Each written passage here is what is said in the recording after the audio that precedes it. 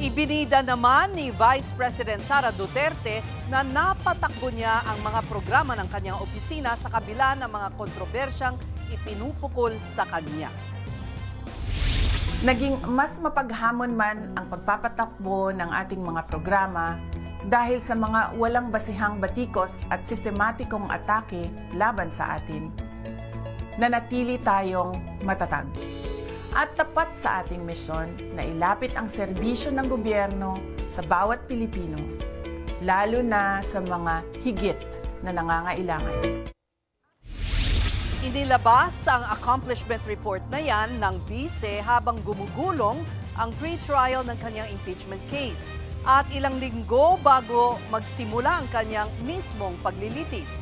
Nag-ugat ang impeachment case sa mga alegasyong hindi maipaliwanag na yaman, maling paggamit ng pondo ng publiko, bribery at pagbabanta sa buhay ni Pangulong Bongbong Marcos. Una na yang itinanggi ng bise. Samantala nitong weekend, bumisita ang bise sa mga nilindol sa Mindanao kung saan nakita ang kanyang bagong gupit. Ang bise, back to short hair.